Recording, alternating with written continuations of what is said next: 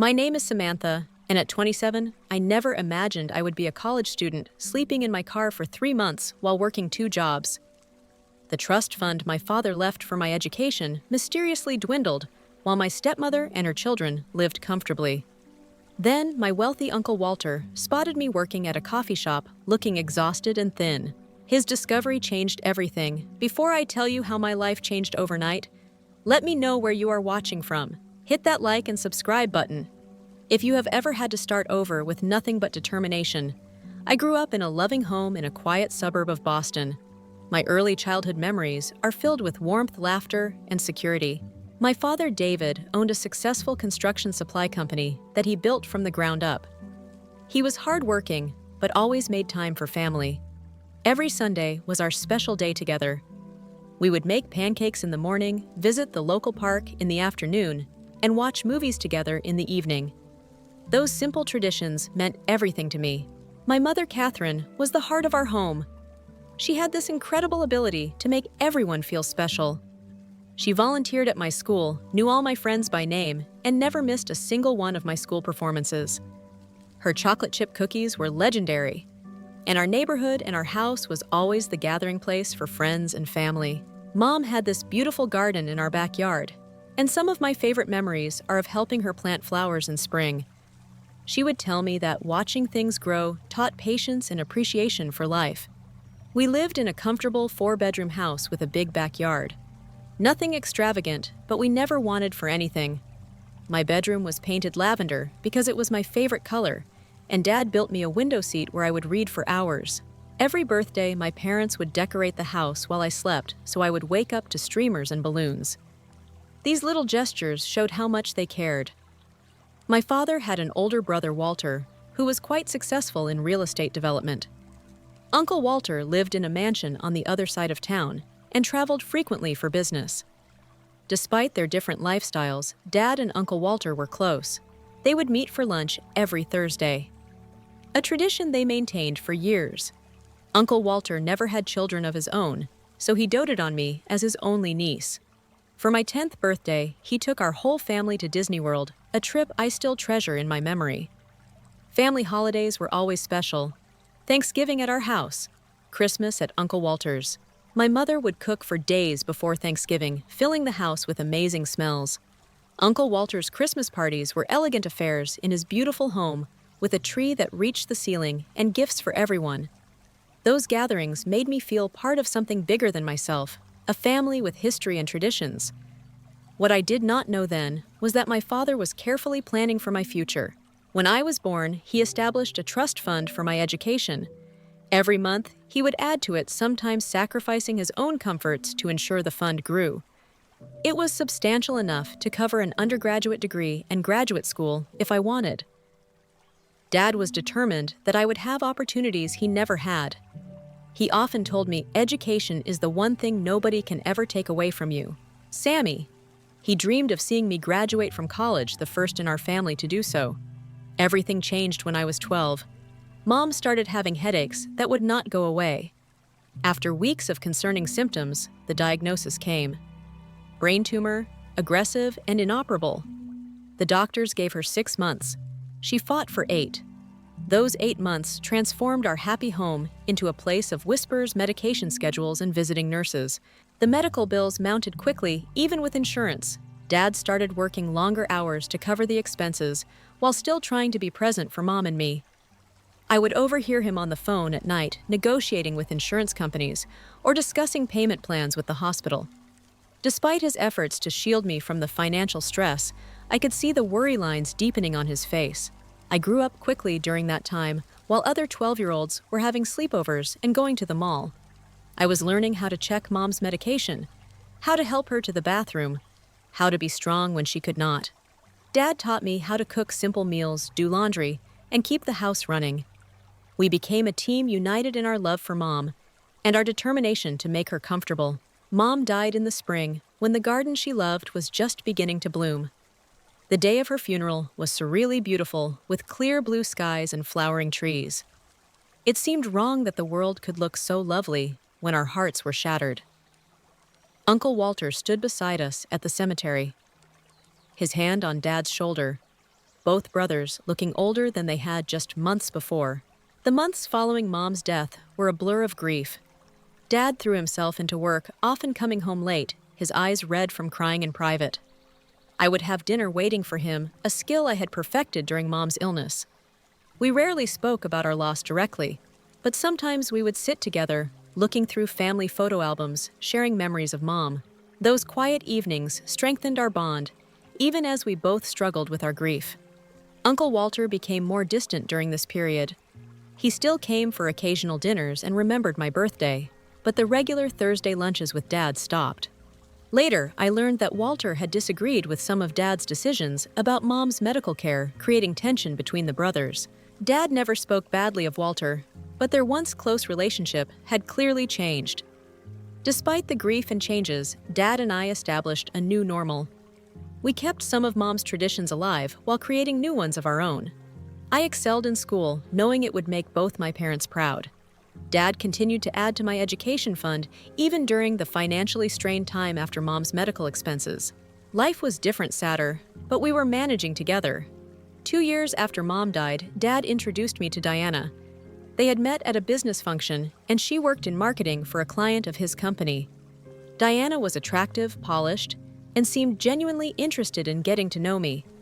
She asked about my school, my friends, and my hobbies with what appeared to be sincere curiosity. After months of seeing Dad lonely and withdrawn, it was nice to see him smiling again. Diana had 2 children from a previous marriage. Brandon was 17, tall and athletic, with an interest in business, like his mother. Zoe was 15, just a year older than me, artistic and quiet. When we first met for dinner, everyone was on their best behavior. Brandon asked Dad about his business. Zoe complimented me on my necklace, and Diana made sure everyone was included in the conversation. I remember thinking this might actually work, that we could become a real family. 6 months after they met, Dad and Diana got married in a small ceremony. I was happy for him, but could not help feeling that everything was moving very quickly. Still, I wanted to be supportive. Diana moved into our house with her children, and suddenly our quiet home was busy and full again. Brandon took the guest room, and Zoe moved into the small office that Dad converted into a bedroom for her. The changes were subtle at first. When Dad was around, Diana was warm and inclusive. She would ask about my day, compliment my achievements, and include me in family discussions. But when Dad was at work, there was a noticeable shift in her demeanor. Her smile did not reach her eyes. Her questions became more like interrogation, and she began to compare me unfavorably to Zoe. Brandon and Zoe picked up on their mother's cues. They were never overtly mean, just increasingly dismissive. They would make plans without including me, have inside jokes I was not part of, and subtly rearrange our living space to favor their preferences. My opinion on household matters gradually became irrelevant. One day, I came home from school to find that my bedroom had been partially cleared out to make room for Zoe's art supplies. "Your room has the best light," Diana explained with a thin smile. "And you 2 girls should be sharing anyway. It will help you bond." Dad thought it was a great idea. When Diana presented it to him as something she and I had agreed upon together, photos of my mother began disappearing from the common areas of the house. When I asked about them, Diana said they had been carefully stored away. "It is not healthy to dwell in the past, sweetie. We need to focus on our new family now." The Christmas ornaments Mom and I had collected together, mysteriously, did not make it out of storage that first holiday season. Our traditional family recipes were replaced with Diana's, and our usual holiday customs were discarded in favor of new ones. Dad was working longer hours than ever. Diana encouraged this, telling him how impressive his work ethic was and how much she admired his ambition. "You go be the provider, honey. I will take care of everything at home." And she did take care of things, reshaping our home and routines to her liking. While Dad was absent, money became a frequent topic of conversation between them. I would overhear Diana discussing the business, suggesting changes, mentioning expenses. "The children's activities are so important, but so costly," she would say. Or "Brandon needs a car for college next year." Dad would agree to whatever she suggested, seemingly grateful for her interest in his business affairs. Meanwhile, my own activities became less of a priority. When I needed money for a school trip, Diana questioned whether it was necessary. "College is expensive, Samantha. We need to be saving, not spending on frivolous things. She said this despite knowing about my education fund, which Dad had mentioned was specifically for such expenses. The distance between Dad and me grew wider. Diana was skilled at creating small conflicts, then positioning herself as the peacemaker. Samantha is at that difficult age. She would tell Dad when I expressed any disagreement. All teenagers go through this rebellious phase. She would suggest that my behavior was hurtful to our new family dynamic, making Dad feel torn between us. Despite these challenges, I tried to maintain my relationship with Dad. I would wake up early on Saturdays to have breakfast with him before everyone else was awake. We would talk about school, his work, and sometimes reminisce about Mom. These moments became increasingly rare as Diana began scheduling family activities that required early preparation, effectively eliminating our private time. I tried to be understanding. Dad seemed happy, or at least content with the new arrangement. He had been so sad for so long after Mom died that I was reluctant to do anything that might disrupt his newfound stability. So I adapted, kept my head down, focused on school, and looked forward to college when I could establish my own space again. The family business began showing signs of trouble about a year after the marriage. Dad started bringing work home, spending evenings at the dining room table, surrounded by paperwork. His expression worried Diana would bring him coffee, massage his shoulders, and assure him that she was there to help. She began accompanying him to business meetings and client dinners, positioning herself as his partner in all things. By the time I was 16, I felt like a guest in my own home. My bedroom, now shared with Zoe, had been redecorated to her taste. Family meals revolved around Brandon's sports schedule and Zoe's art classes. My achievements at school were acknowledged, but quickly overshadowed by updates on Diana's children. It was clear who the real family was, and I was not truly part of it. The call came on a Tuesday afternoon during my junior year of high school. I was in chemistry class when the school secretary appeared at the door. Her face somber in the office. Principal Martinez told me there had been an accident. Dad had been driving to a client meeting when another driver ran a red light, hitting his car at full speed. He was in critical condition at Boston Memorial Hospital. Diana was already at the hospital when I arrived, Brandon and Zoe beside her. She was speaking with the doctors, her voice composed and authoritative. When she saw me, she merely nodded before turning back to the conversation. The doctor was using words like internal bleeding and minimal brain activity. I stood frozen, unable to process what was happening. They let me see him briefly. Dad was connected to so many machines, his face bruised beyond recognition. I held his hand, still warm but unresponsive, and told him I loved him. I reminded him of our trip to the beach last summer, how we had built a sandcastle together, like we used to when I was little. I promised to make him proud. I do not know if he heard me, but I needed to say the words. 3 hours later, he was gone. Just like that, my father, my rock, my remaining parent, had left this world. I was 17 years old and completely alone. The hospital waiting room became a blur of faces and voices. Uncle Walter appeared briefly, looking shocked and older than I remembered. He hugged me tightly and whispered, "I am so sorry, Samantha." But Diana quickly intercepted him, pulling him aside for a private conversation. I did not see him again until the funeral. The days that followed were surreal. Diana took charge of all the funeral arrangements, rarely consulting me about anything. The service was held at a church Dad had never attended with a minister who had never met him. Diana selected an expensive casket and elaborate flower arrangements, presenting herself as the devastated widow. During the service, she gave a tearful speech about their brief but passionate marriage, positioning herself and her children prominently as the grieving family. I sat in the front row, numb and disconnected from the proceedings. This did not feel like a tribute to my father as I knew him. There was no mention of his love for jazz music, his terrible dad jokes, or his tradition of making heart-shaped pancakes on Valentine's Day. The man being eulogized seemed like a stranger. Uncle Walter attended the funeral, but kept his distance from Diana. He approached me after the service, pressing a card into my hand. "Call me when things settle down," he said quietly. "We need to talk." Before I could respond, Diana appeared at my side, steering me towards some distant relatives who wanted to offer condolences. 3 days after the funeral, we met with Dad's lawyer for the reading of the will. I learned that Dad had updated his will shortly after marrying Diana. The family business had been left to her with the understanding that it would eventually pass to me when I was ready to take it over. The house was also left to Diana with a provision that I could continue living there until I completed college. Most significantly, the Education Trust Fund remained intact for me, but with Diana named as trustee until my 25th birthday.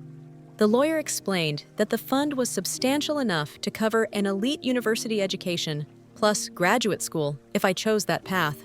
There was also a separate inheritance that would come to me at 25, providing a solid foundation for my adult life. Diana nodded approvingly. Throughout the meeting, occasionally squeezing my hand in what might have appeared to be a gesture of support, but her grip was too tight, almost possessive.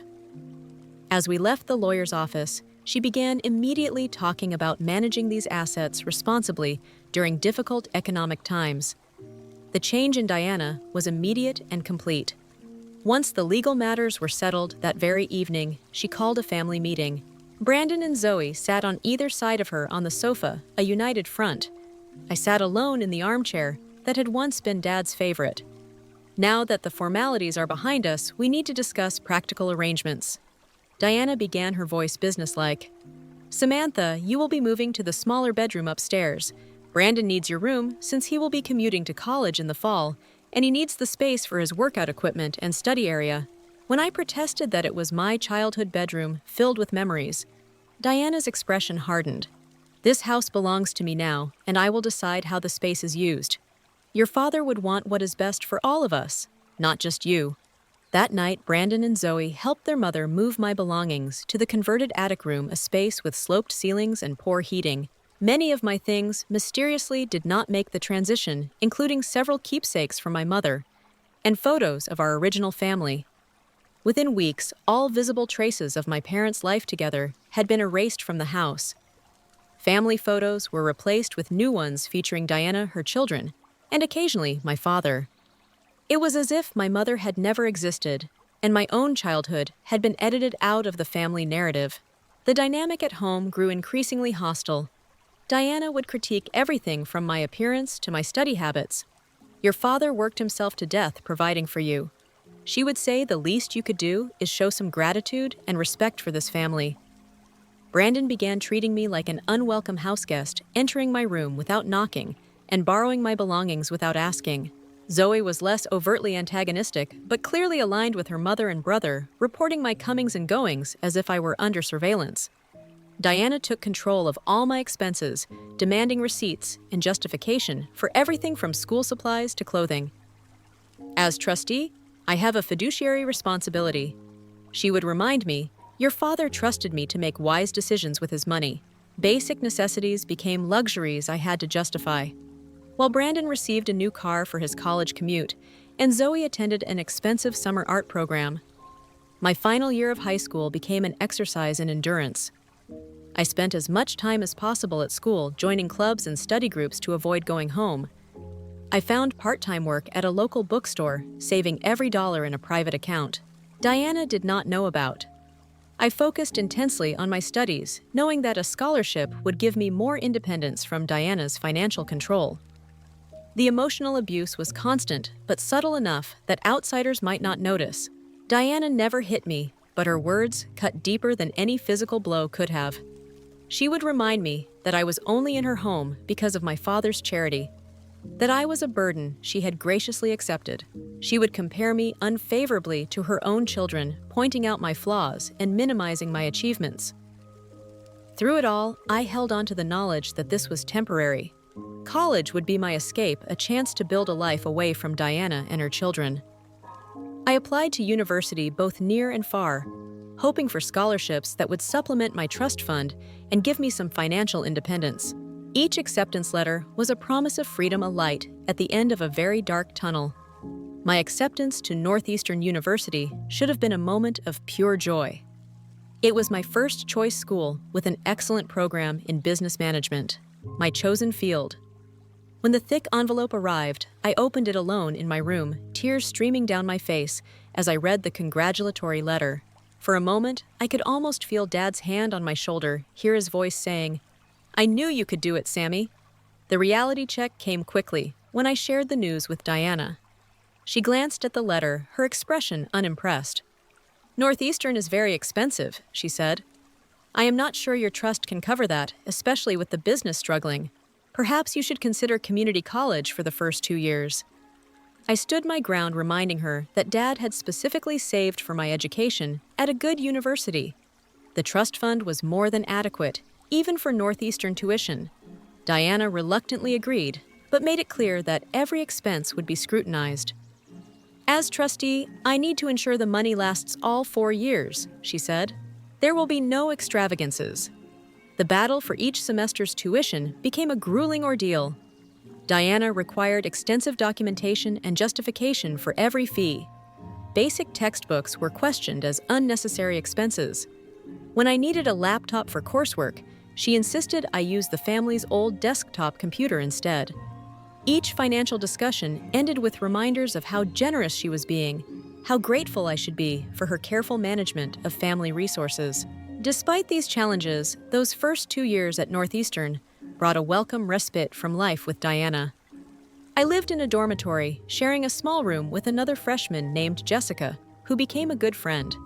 The cramped space was a paradise compared to the hostile environment of what had once been my home. I threw myself into my studies, joined student organizations, and began building a life independent of Diana's influence. I limited my visits home to the minimum required, usually just major holidays. Each return was more difficult than the last. Diana would spend the first hour cataloging all the ways I had disappointed her, followed by detailed reports of how Brandon was excelling in business school, and Zoe was flourishing in her art program. My room had been progressively emptied of my possessions, with more of my things relegated to boxes in the garage. Each time I returned the summer after sophomore year, I found an internship that allowed me to stay in Boston rather than return home. Diana was displeased, but could not argue with the professional experience it would provide. That summer gave me my first taste of true independence, managing my own apartment sublet and budget. Without Diana's interference, everything changed during my junior year. Diana called me to her house for what she termed an important financial discussion. Seated at the dining room table with spreadsheets before her, she explained that the family business was in trouble. "The economy has hit us hard," she said. "Though I had read that the construction industry was actually booming, we need to make some difficult decisions about expenses." The difficult decision, it turned out, was a dramatic reduction in my educational funding. Diana claimed the trust had been underperforming and that they needed to reallocate resources temporarily. My tuition would be covered, but housing books and all living expenses would now be my responsibility. When I asked to see the trust account statements, Diana became defensive. "I do not appreciate your lack of trust, Samantha. Your father appointed me as trustee because he knew I would make responsible decisions. If you cannot accept that, perhaps you should pay for college entirely on your own." Desperate for answers, I consulted a legal aid office at the university. The student lawyer I spoke with was concerned, but explained that challenging a trustee required evidence of mismanagement and legal resources I simply did not have without access to the actual financial records. There was little I could do except try to adapt to my new circumstances. I picked up additional work hours at the campus bookstore and found a second job waiting tables at a nearby restaurant. My grades suffered as I balanced work and studies, but I was determined to complete my degree. I cut every possible expense, eating most meals at work and buying used textbooks when possible. When summer came again, I had no choice but to return to Diana's house temporarily while I looked for affordable housing near campus. What I found shocked me to my core. My bedroom had been completely converted into a home gym centered around an expensive treadmill and weight set that was clearly new. There was no bed, no desk, no sign that I had ever lived there. My remaining possessions had been boxed and moved to the garage. Many items damaged by moisture or missing entirely. When I confronted Diana, she seemed surprised by my reaction. "You are hardly ever here," she said dismissively. "It made no sense to keep a room empty when Brandon needs a place to work out. You can sleep on the sofa while you are visiting." That evening, I overheard a conversation between Diana and Brandon in the kitchen. They did not realize I was within earshot as I sorted through my damp boxes in the garage. "The trust fund has been a lifesaver," Diana was saying. Without it, we would have lost the business. Last year. How much longer can we keep using it? Brandon asked. Until she turns 25 or graduates. The terms are specific, but I have been careful moving small amounts at a time. By the time she could challenge anything, the money will be fully integrated into the business. What if she figures it out? She has no proof and no resources to fight us legally. Your father was meticulous about the paperwork. On paper, everything looks legitimate. Investments that did not perform as expected. I felt physically ill hearing their conversation. They were system stealing my inheritance. The money Dad had carefully saved for my future. The business trouble was likely fabricated, an excuse to appropriate my trust fund for their own benefit. I had been naive trusting Diana to honor her legal and moral obligations as a trustee. That night, sleeping on the uncomfortable sofa in what had once been my home, I made a decision. I would not confront Diana directly. Not yet. I would find a way to support myself completely, document everything I could, and build a case for when I had the resources to fight back. I would not give her any reason to cut me off entirely from what remained of my trust fund. The next morning, I told Diana I had found summer housing back in Boston with friends. It was a lie, but I needed to escape before my anger betrayed me. I packed what little I could salvage from the garage, said a cold goodbye to the family that had never accepted me, and drove back to the city with no real plan except survival. My first night in my car, parked in a Walmart parking lot on the outskirts of Boston, was a terrifying wake-up call. Every sound made me jump every passing car, a potential threat. I had arranged what few possessions I had brought in the back seat and trunk, creating a small sleeping space in the reclined driver's seat. My trusty Honda Civic, a 16th birthday gift from Dad before he died, became my only home. With the fall semester still 2 months away, I needed to find immediate work and establish a routine that would allow me to live undetected in my car. My savings from the school year would not last long, especially since I needed to keep up appearances to hide my situation. The next morning, I signed up for a membership at a 24-hour fitness center for $30 a month. I had access to clean showers, restrooms, and a place to spend time during bad weather. I learned to arrive early around 5:30 in the morning when the gym was nearly empty. I could shower, change, and prepare for the day without drawing attention to my situation. Finding safe parking spots became an art form. I rotated between several locations. The Walmart lot, a quiet residential street near the university, and occasionally the parking garage at the mall, where security was minimal. I never stayed in one place more than 2 nights in a row to avoid detection. Hospital parking lots were good in emergencies, as they always had activity and security, making them relatively safe for a woman alone. I found a job at a coffee shop near campus that opened at 6 in the morning. The early shift suited my new sleeping schedule, and the manager was impressed by my willingness to work when others preferred to sleep in. The tips were decent, and the job came with the perk of free coffee and discounted food. More importantly, it gave me a legitimate place to be during the day. For evenings and weekends, I picked up shifts at a clothing store in the mall. Between the 2 jobs, I was working nearly 70 hours a week, leaving little time to dwell on my circumstances. Every dollar went into a new bank account. Diana knew nothing about building a safety net for the coming school year. The physical toll was immense. My back ached constantly from sleeping in the car seat. Summer in Boston brought stifling heat and humidity, making sleep difficult and uncomfortable. I kept windows cracked for air, but worried about security. Rainstorms were the worst, filling the car with moisture that never quite dried in the humid air. I developed systems for every aspect of my new life. My clothes were organized in space-saving vacuum bags stored in the trunk. A small cooler held basic perishables, refreshed daily with ice from the coffee shop. My laptop and important documents stayed with me at all times in a backpack.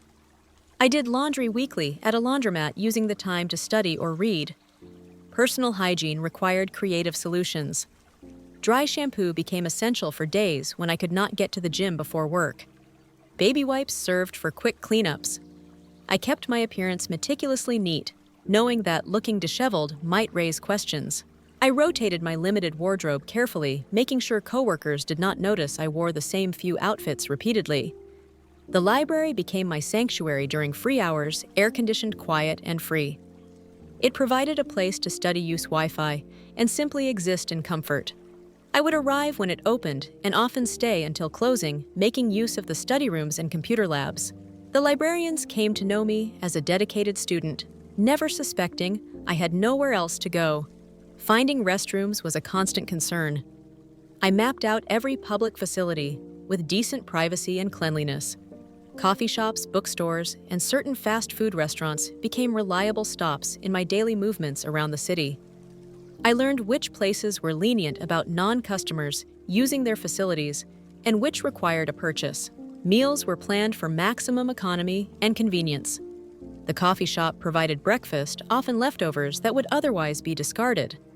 Lunch was usually something that did not require refrigeration, like peanut butter sandwiches or energy bars. For dinner, I would buy ready-made salads or sandwiches at the grocery store, eating in my car or at a park bench. As the summer progressed, I became proficient at this nomadic existence.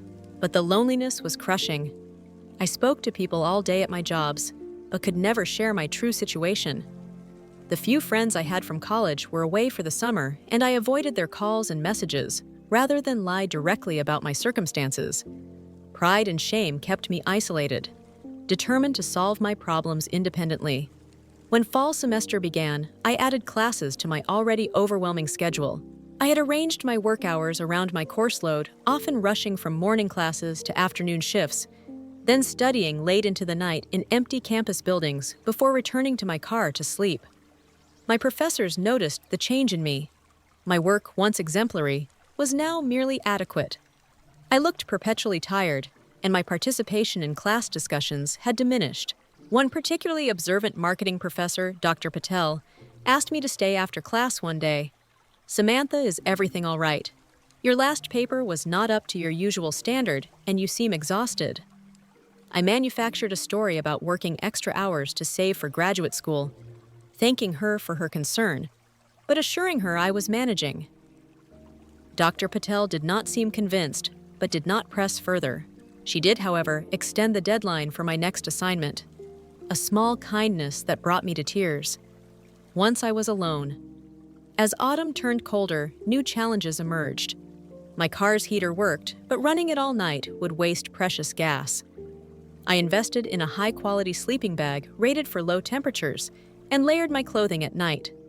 On the coldest nights, I sometimes splurged on a cheap motel room, justifying the expense as necessary for my health and ability to continue working and studying. I became an expert at using campus resources. The student center had microwaves where I could heat meals. The recreation building had lockers where I could store some belongings during the day. The AI computer labs, provided technology I needed for assignments. I took advantage of every free event that offered food, often wrapping extra portions to save for later. Through it all, I maintained my appearance of normalcy to my classmates and coworkers. I was just another hard-working student, perhaps more dedicated than most. No one suspected that after my shifts ended, I had no home to return to, no bed of my own, no family supporting my efforts. I had been living this double life for over 3 months when fate intervened in the form of Uncle Walter. I was working the morning shift at the coffee shop, hair neatly pulled back, uniform crisp, despite being ironed in the gym bathroom, smile firmly in place as I took orders and prepared drinks. The morning rush had just subsided when a familiar voice ordered a simple black coffee. Looking up, I froze in shock. Uncle Walter stood before me, older and grayer than I remembered, but unmistakable. He seemed equally surprised, staring at me with furrowed brows. "Samantha, is that you?" I nodded suddenly, conscious of how thin I had become, how exhausted I must look, despite my efforts to appear normal. "Hello, Uncle Walter. It has been a while." He stepped aside to let other customers order, waiting until my coworker could cover for me, before motioning me to join him at a corner table. My manager, seeing a potential family reunion, waved me off for a brief break. "What are you doing working here?" Walter asked, his tone concerned rather than judgmental. "I thought you would be focused on your studies. Diana mentioned you were doing well at Northeastern." The mention of Diana's name sent a surge of anger through me. "When do you speak to Diana?" "Rarely. A courtesy call about the business. Occasionally. We are not close." He studied my face carefully. "Samantha, you look exhausted. Is everything all right?" Perhaps it was the genuine concern in his voice, or the accumulated stress of months of pretending. But something in me broke. Tears filled my eyes, and I quickly wiped them away. Embarrassed to be crying at work. "I get off at 2, I said quietly. "Could we talk then?" Walter nodded, his expression serious.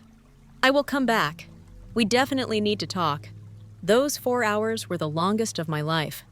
When my shift finally ended, I found Walter waiting in his car, a luxury sedan that made my weathered Honda look even more pathetic. He suggested we go somewhere for lunch, and I directed him to a small cafe where I knew the food was reasonably priced over sandwiches. The whole story poured out of me: the gradual takeover of my home after Dad died, Diana's control of my trust fund, the conversion of my bedroom to a gym, the overheard conversation about using my money to save the business, my current living situation in my car, working 2 jobs while trying to maintain my studies. Walter listened without interrupting, his expression darkening with each new detail. When I finally finished, he was silent for a long moment, hands clasped tightly on the table. I had no idea, he finally said, voice tight with anger. "I knew Diana and I had our differences, but I never imagined she would do this to you, to David's daughter." He shook his head. "I should have stayed more involved after your father died. This is partly my fault." "You could not have known," I said, suddenly feeling lighter, having shared my burden. Walter reached across the table and took my hand. "This ends today, Samantha. No niece of mine is going to live in her car while that woman misappropriated her inheritance. Come with me right now." Uncle Walter's reaction was immediate and decisive. After lunch, he insisted on seeing my car, his face growing grimmer as he took in the neatly organized but undeniably makeshift living arrangement. My few possessions were carefully stowed in the trunk and back seat. A small pillow and blanket were arranged on the reclined driver's seat. A cooler in the passenger footwell held a few perishable food items. "This is unacceptable," he said firmly. "Pack whatever you need for tonight. You are coming to my house immediately." I hesitated, pride and independence warring with desperate need. "I do not want to be a burden." Walter's expression softened. "You are family, Samantha, the only family I have left. You could never be a burden." His voice broke slightly. "Your father would be heartbroken to see you living like this. Please let me help you." That night, I slept in a real bed for the first time in months. Walter's house was as grand as I remembered, a sprawling estate in one of Boston's most exclusive neighborhoods. He gave me a guest suite with my own bathroom, fresh towels, and even a spare set of pajamas. His housekeeper found. The luxury was overwhelming. After months of deprivation, over breakfast the next morning, Walter outlined his plan. "I have already called my attorney. We are meeting him at 10. I want you to tell him exactly what you told me yesterday. Every detail you can remember about Diana's management of your trust." Walter's attorney, Mr. Greenberg, was a sharp-featured man with piercing eyes and a reputation as one of Boston's most formidable litigators. He listened intently as I recounted my story, taking detailed notes and occasionally asking for clarification based on what you have described, he said. "When I finished, we have strong grounds to petition for Diana's removal as trustee. The conversion of trust assets for personal or business use is a serious breach of fiduciary duty. The court takes a very dim view of trustees who commingle funds or use them for unauthorized purposes."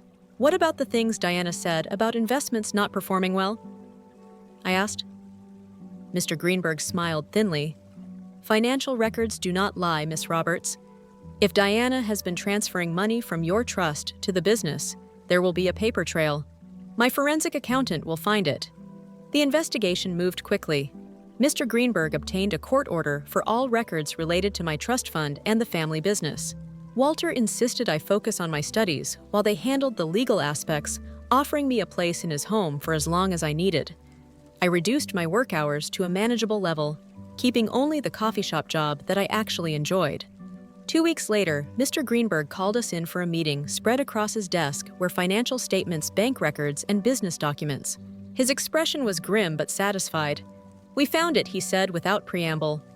"Over the past 3 years, Diana has systematically diverted funds from Samantha's trust into the family business. The transfers were disguised as investments, but there was never any formal loan agreement or equity exchange. The business has been operating at a loss for years, and Diana has been using the trust as a personal slush fund. The numbers were staggering. Nearly $200,000 had been diverted from my education trust, leaving less than a quarter of what should have been available. In addition, Diana had been paying herself an excessive trustee fee and using trust assets to cover personal expenses for herself and her children. This goes beyond civil violations, Mr. Greenberg continued. There is enough evidence here for criminal charges of fraud and embezzlement. The question is how you want to proceed. Walter looked to me. This is your decision, Samantha. We can pursue criminal charges, or we can focus on recovering your assets through civil action. Either way, Diana will be removed as trustee immediately. I thought about Diana, Brandon, and Zoe, who had systematically pushed me out of my own home and stolen my inheritance. I thought about sleeping in my car through summer heat and autumn chill. I thought about working until my hands cracked and my feet blistered, all while they lived comfortably on money my father had saved for my future. Both, I said firmly, I want to pursue both criminal and civil action. What they did was wrong, and they should face consequences. The confrontation happened in Mr. Greenberg's office. Diana arrived with her own attorney, a nervous-looking man who seemed overwhelmed by the situation. She maintained her composure until Mr. Greenberg began methodically presenting the evidence, at which point her facade began to crack. These were legitimate business investments, she insisted. David would have wanted the company preserved for Samantha's future. Then why was there no formal investment agreement? Mr. Greenberg countered. Why were the transfers concealed in the trust accounting?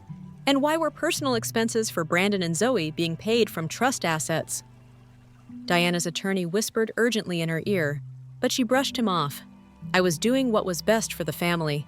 The business needed capital, and the trust was just sitting there. It was not just sitting there, I said, finding my voice. It was my future. It was meant for my education and security, not for saving a failing business or buying Brandon a car. Diana's eyes narrowed. You were always so entitled, Samantha. Always expecting special treatment because you were David's precious daughter. He spoiled you, and look how you repay his memory, attacking the family business he built. Walter, who had been silently observing, finally spoke. The business was failing because of your mismanagement. Diana, not because of Samantha. David built a profitable company that you ran into the ground, and then you stole from his daughter to cover your mistakes. Diana turned to Walter, her expression venomous. You were always jealous of David's success, his family. That is why you swooped in to turn Samantha against me. You could not stand to see me carrying on his legacy. My brother and I had our differences, Walter said calmly, but he would be disgusted by what you have done. Using his daughter's inheritance to prop up your failing business while she sleeps in her car. That is not carrying on any legacy. David would recognize. The revelation that I had been homeless seemed to briefly pierce Diana's armor. For a moment, genuine shock crossed her face before she composed herself again. If Samantha chose to live in her car rather than accept the reasonable boundaries of our home, that was her decision. The meeting ended with Mr. Greenberg presenting Diana with two options, agreed to a settlement that would include her immediate removal as trustee, full restitution of misappropriated funds, and her resignation from the family business, or face both civil and criminal proceedings. Diana's attorney finally managed to make himself heard, pulling his client aside for a private consultation. When they returned, Diana grudgingly agreed to the settlement terms, though her eyes promised retribution. The legal process took several more weeks, but the results were comprehensive. Diana was removed as trustee with Walter appointed in her place. The court ordered full restitution of all diverted funds, plus interest. Diana was forced to sell her ownership in the family business to pay the judgment with the company itself, placed under professional management, until I was ready to make decisions about its future. Despite agreeing to the settlement, Diana still faced criminal charges for fraud. The district attorney presented with the evidence Mr. Greenberg had gathered pursued the case independently. Diana eventually accepted a plea deal that included probation, community service, and a permanent mark on her record that would prevent her from serving as a trustee or financial manager in the future. Throughout this process, Walter supported me completely. He insisted I focus on rebuilding my life and completing my education while he handled the legal and financial details. Your father was always the responsible one, he told me one evening. He would have never let this happen if he had lived. The least I can do is help put things right. As we spent more time together, Walter shared insights about my father that I had never known. They had grown apart after my mother's death, partly because Walter had disapproved of Diana from the beginning. I saw through her immediately, he admitted. But David was lonely and vulnerable after Catherine died. When I tried to warn him, it only created distance between us. It is one of my greatest regrets that I did not try harder to stay connected to both of you. Walter also revealed that he had been diagnosed with cancer the year before my father died. Explaining his withdrawal from family activities, I did not want to burden David with my illness while he was still grieving Catherine. By the time I was in remission, Diana had already established her influence, and I was effectively pushed out. These conversations helped me understand the complex family dynamics that had led to my situation. They also created a new bond between Walter and me, a connection that began to heal some of the loss I had experienced. The restoration of my trust fund and the additional compensation from the settlement meant I could complete my education without financial worry. I moved into a small but comfortable apartment near campus, donated most of the clothes and supplies I had used during my homeless period, and slowly began to feel secure again. The family business, now under professional management, began to recover. Once freed from Diana's mishandling, the managers Walter hired provided regular reports educating me about the company my father had built, so that I could eventually decide whether to sell it or take an active role in its operation. As for Diana, Brandon, and Zoe, they moved to another state after the settlement. I heard through mutual acquaintances that they were living in much reduced circumstances, Diana's reputation in the business community tarnished by the legal proceedings. I felt no satisfaction in their downfall, only relief that they were no longer part of my life. Rebuilding my life after months of homelessness and years of emotional abuse was not an overnight process. Even with financial security restored and a safe place to live, the psychological impacts lingered. I would wake and panic in my new apartment, momentarily disoriented and expecting to find myself in my car. I hoarded food and kept an emergency bag packed, unable to fully trust that my situation was stable.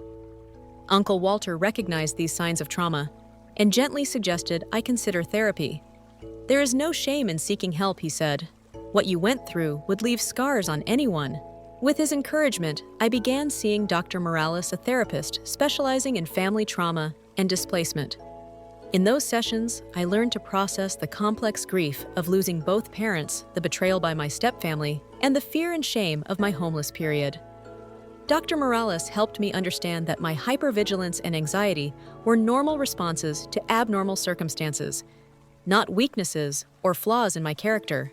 You survived an incredibly difficult situation, she reminded me. Often the coping mechanisms that helped you then may not serve you now, but they were valuable when you needed them. Now we can work on developing new tools for your current reality. Slowly, with professional guidance and Walter's unwavering support, I began to heal. I established new routines that nurtured rather than depleted me. I reduced my work hours to a reasonable part-time schedule that complemented my studies, rather than competing with them. I learned to cook nutritious meals in my own kitchen, finding joy in the simple luxury of preparing food in a safe space. My academic performance rebounded as my living situation stabilized. Professors who had noted my decline now commented on my renewed engagement and improved work. Dr. Patel, who had shown me kindness during my hardest period, became a valued mentor, guiding my interest in business ethics toward a potential career path. Walter and I established a new family relationship, different from but equally valuable as the one I had lost. We had dinner together every Sunday, creating our own tradition. He shared stories about my father's youth and their early business ventures together. Through his memories, I gained a fuller picture of the man my father had been before. Grief changed him.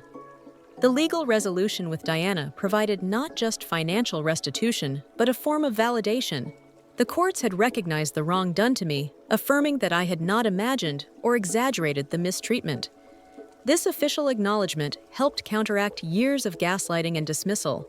As my immediate crisis receded, I began volunteering at a youth shelter using my experience to help other young people facing housing insecurity. I understood their pride, their shame, their desperate need for normalcy in a way that most volunteers could not. Without revealing the details of my own story, I could offer genuine empathy and practical advice. This volunteer work eventually led to a part-time position coordinating services for college students experiencing homelessness, an invisible population larger than most people realize. The work was meaningful and healing, allowing me to transform my painful experience into something constructive. My academic focus shifted slightly as my personal experiences informed my professional interests. I added courses in nonprofit management and social entrepreneurship to my business curriculum, envisioning a career that would balance financial success with social impact. My senior thesis examined housing insecurity among college students, drawing attention to a growing problem while proposing practical solutions. Graduation day was a triumph I had once feared might never come. Walter sat proudly in the audience as I crossed the stage to receive my diploma with honors. In that moment, I felt my father's presence strongly. His dream for my education finally fulfilled despite all obstacles. After graduation, I faced a decision about the family business. With Walter's guidance, I had learned enough about its operations to understand its potential and challenges rather than selling it or stepping directly into management. I chose a middle path. I retained ownership but installed an experienced management team, setting clear ethical guidelines and employee-centered policies. I would serve on the board and learn the business gradually while pursuing my own career path in social enterprise.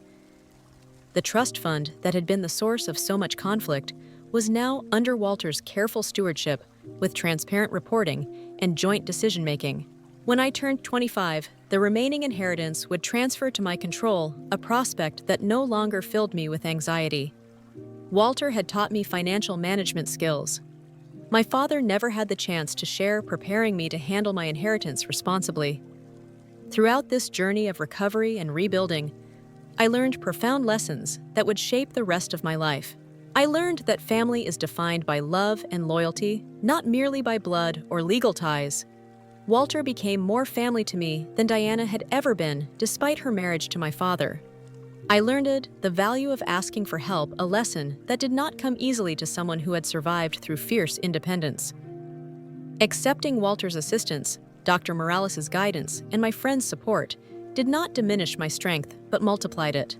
I learned about the insidious nature of emotional abuse, how it distorts reality and erodes self-worth, so gradually that victims often do not recognize what is happening until the damage is severe. This understanding made me both more compassionate toward others and more protective of my own boundaries. Perhaps most importantly, I learned that resilience is not about weathering hardship alone, but about finding ways to keep moving forward despite obstacles. Sometimes that means sleeping in your car and showering at a gym. Sometimes it means accepting a spare bedroom and legal help from a long-lost uncle. The strength is not in the specific strategy, but in the refusal to surrender to circumstances. Today, 5 years after Walter found me working at that coffee shop, my life bears little resemblance to my darkest days. I have a fulfilling career working with a foundation that addresses youth homelessness. I own a small but beautiful apartment in a city I love. I have meaningful relationships with friends who know my full story and love me anyway. And I have a relationship with Walter that has enriched both our lives immeasurable. The pain of my past has not disappeared entirely. I still have moments of grief for my parents, flashes of anger at Diana's betrayal, occasional nightmares about living in my car. But these emotional echoes no longer control my life or define my identity. They are simply part of a story that shaped me but does not limit me. If you are facing your own impossible situation right now, please know that circumstances can change in ways you cannot imagine. The person who might help you could be someone you have not spoken to in years, or someone you have not yet met. The strength you need might come from resources you do not yet recognize. Have you ever experienced a moment when everything changed because someone noticed your struggle? Or have you been that person for someone else? Share your story in the comments below. Your experience might be exactly what another viewer needs to hear today. Do not forget to like and subscribe if the story resonated with you, and share it with someone who might need a reminder that even the darkest situations can lead to unexpected light. Thank you for listening to my journey, and remember, your story is still being written, and the next chapter might be better than you can imagine.